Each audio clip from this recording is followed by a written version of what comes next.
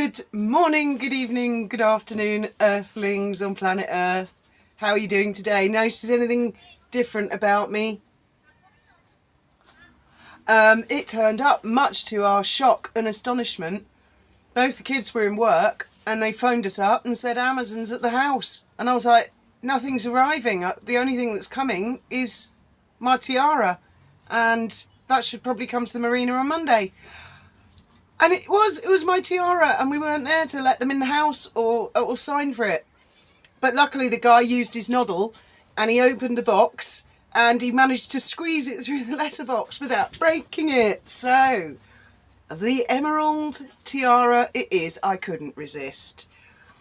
I wasn't actually going to do a video today, and over the next week or two I probably won't be doing videos every single day because we've got it's just me and Graham on the boat at the moment, and we've got quite a lot of DIY and stuff to do on the boat, so we're going to use that opportunity. So I hope you don't mind that there won't be necessarily videos every day. So I wasn't going to do one today, and I just sat down for a tea break and I discovered a puff piece, but this is in a very, very different style.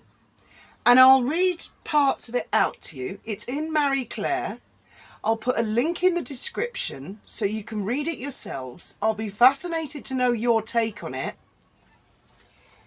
This is a whole new approach by Markle. I have never known Meghan be this magnanimous before, have you? And although it is what would have been a better PR strategy from the very beginning of her time in the royal family, there is far too much damage that has been done with Oprah, the cut, all of it, all of the things. And I'm not talking about her wearing different coloured nail varnish. You know what I'm talking about. The bitchiness, the tone, we can all lead a life of service. The Queen doesn't own the word royal. Who does she think she is? It's extraordinary. This puff piece is all about, well, the heading is, Meghan Markle wants Prince Archie and Princess Lilibet to have a relationship with King Charles. Really? Really? After all this time? Well, I'll read a few bits out to you in a minute. But my take on it is either she is just weary from exhaustion, and finally her PR team are allowed to do what they do best, and they do PR. Or she's always had terrible PR people and she's finally found somebody who actually knows what they're doing. Or they've locked her in the toilet and they won't let her out while they release a few puff pieces to try and damage limit. Now, that's a really important thing. People who have the ability to do damage limitation as well as good PR. This is a whole new style of Meghan Markle, and you know how she likes to reinvent herself. Perhaps she has watched and listened to a few YouTube channels. Perhaps she has begun to pay attention to what royal correspondents say, to what friends say.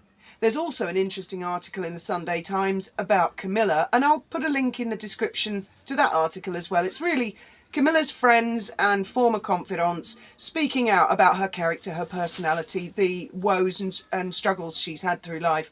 And again, interestingly, very well written. And this is very well written, but I don't recognise this style at all from Meghan Markle. It sounds to me like the penny has finally dropped with Meghan, and I never ever thought it would. I never thought she would realise and understand what she's been doing wrong all along, because Meghan knows best, as we all know. So here we go. It's written by someone called Rachel Birchfield. The eyes of the world will be on King Charles for his coronation on May 6th, Westminster Abbey in London, but in Montecito there will be an affair of a different kind. A 4-year-old named Prince Archie's birthday party, with a guest list page 6 is calling intimate. Oh, it's all gone dark. Sorry about that. My phone does things like that. I'll hold it down there. Take my eyes off it for 5 seconds. Alongside her and Prince Harry's flock of rescue chickens, 3 dogs, her mum Doria, Archie's school chums, some mommy friends. There may be a few recognisable faces at the Duke and Duchess of Sussex's Montecito, California estate. After all, they do have celebrities in their life. One source familiar with the family. Oh my God, it's done it again. Try out. One source with the family suggests, or you'll just have to pretend this is an audio video, because there's no, it's the, I think a cloud went over. It goes on and on and on to say Harry's going to make every effort to get back in time for Archie's birthday, a source says. It's going to be an intimate party. It's not going to be like My Super Sweet 16 or Portia de Rossi's 50th. Of the coronation, which we found out last week Harry would attend but Meghan would not. Even though Meghan is not going, it's still going to be extremely awkward, a highly placed royal insider says. But insiders also say there is definite progress happening with Harry and his father, King Charles. There is now, more than ever, a willingness to try to have a relationship. Yeah, I think the penny's dropped. I think the demands have stopped, and I think the penny's dropped. I think they've begun, or she's begun to realise with the Windsors, when you're out, you're out. That's it. When you're out, you're out. The source added that Meghan, you're going to love this bit, Meghan decided to skip the coronation so as not to stir up drama. Meghan? Drama? Meghan? No, Meghan would never do any drama, would she? She just really doesn't want a song and dance and everything being lived out in the public eye, the insider said.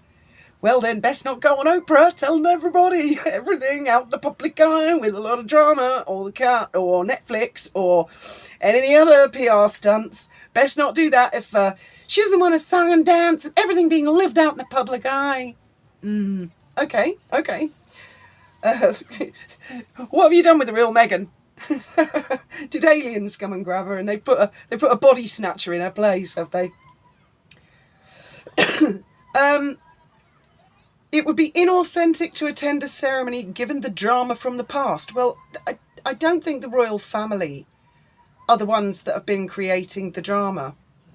I think it's Meghan who has created the drama, really. Let me see, it won't show me the rest of the article now. Well, I've got it on my phone, but Graham's phone, I can't get it up at all on his phone. I will put the link to the article. It goes on and on and on about how she more than ever wants a relationship between the King Charles III and Princess Archie and not Princess Archie. Sorry, Archie. Prince Archie and Princess Lilibet. It goes on about that. Oh, they're all looking at me because I'm wearing a tiara.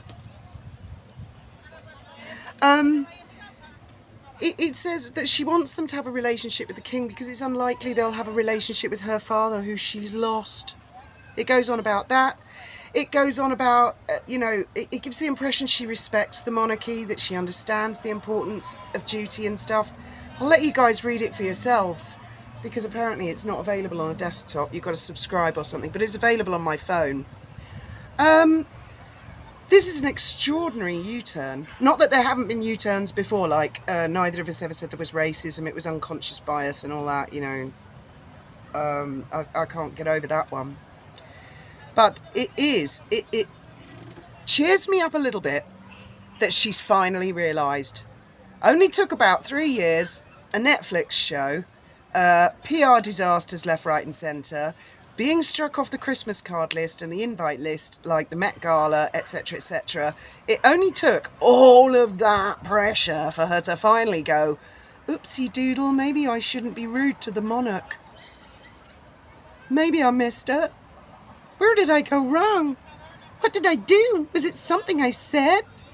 So, I just wanted your take on that because I find it extraordinary. Does she seriously think that after everything that's gone under the bridge, that although it is good PR, Does she really think that's going to make a difference and that she'll be back in with the Windsors? Because it doesn't work like that. When you are out with the Windsors, you are out. Well, I bloody well hope so anyway. Because if they were to forgive and forget and just allow all that to just be swept under the carpet too quickly, well, they're fools, aren't they? And I don't think they are fools. I don't think they'll fall for it. I still maintain my advice to Meghan and Harry, if they're even together anymore, which I'm not convinced they are.